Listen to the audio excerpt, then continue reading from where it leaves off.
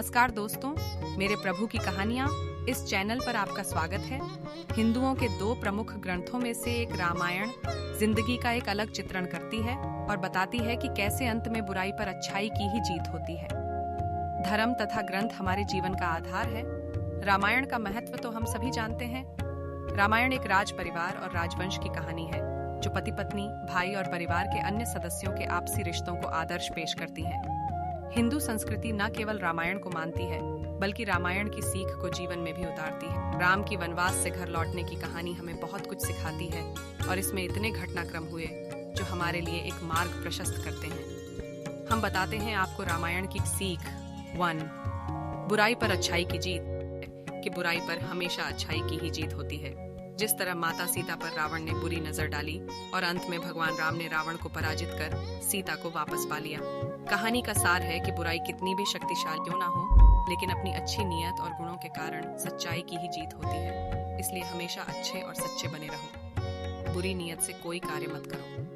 2, ऐश्वर्य से बढ़कर रिश्ते, भाइयों का ऐसा प्यार जहां लालच, गुस्सा या विश्वासघात घर नहीं कर पाया, ये एक बढ़ा उदाहरण है। एक और जहां लक्ष्मण जी ने अपने 14 साल तक भाई श्री राम जी के साथ वनवास किया, वहीं दूसरे भाई कैकेयी के पुत्र भरत जी ने राजगद्दी के अवसर को ठुकरा दिया। इसके बजाय उन्होंने भगवान श्री राम जी को उन्हें माफ करने और राजकाज संभालने का आग्रह किया, क्योंकि इस पर प्रभु राम जी का ही हक था। भाइयों के प्यार की ये सीख हमें लालच और सांसारिक सुखों के बजाय रिश्तों को महत्व देने के लिए प्रेरित करती है। 3, भगवान में विश्वास की शक्ति।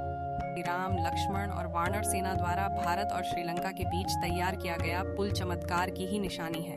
जिस तरह से भगवान का नाम लिखने से ही पत्थर तैरने लगे, ये भी एक बड़ी सीख है कि जिस भगवान का नाम लेने से सब लोग पुल से सागर पार कर गए, वैसे ही उसका नाम लेने से इस भव सागर से पार हो सकते हैं और हर क्षेत्र में जीत हासिल कर सकते हैं। 4, प्यार और दया।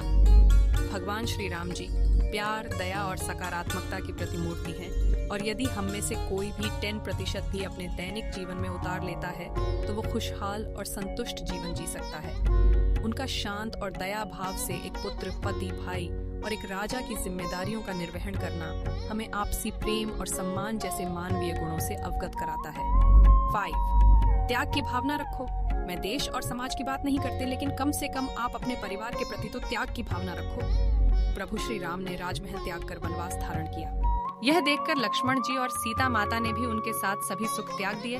भरत जी ने अयोध्या का त्याग कर 14 वर्ष तक वनवासियों की तरह नंदीग्राम में जीवन बिताया। भरत जी नंदीग्राम में रहते हैं तो शत्रुघ्न जी उनके आदेश से राज्य संचालन करते हैं। लक्ष्मण जी की पत्नी चाहती तो अपने पिता जनक के यहाँ चली जाती, लेकिन नहीं, उन्होंने भी सभी सुखों का त्याग कर दिया। बड़े भाई पर संकट आया तो सभी भाइयों ने भी संकट को वरण कर लिया। अंत में कहूंगी कि रामायण से हमें माता पिता की आज्ञा का पालन करना, भाइयों से प्रेम करना, गुरु का आदर करना, अपने से छोटों को प्रेम और सम्मान देना, एक पत्नीव्रत धर्म का पालन करना, पति के प्रति पूर्ण समर्पण भाव रखना, राजधर्म और कर्तव्य का पालन करना, बुराइयां छोड़कर भक्तिपूर्ण जीवन यापन करना और भौतिक सुख की जगह कम साधनों को अपनाना आदि सभी हमें रामायण से शिक्षा मिलती है। समाज की बुराइयों पर जीत हासिल करने के लिए हमें आज के जमाने में रामायण की सीख को उतारने की आवश्यकता है।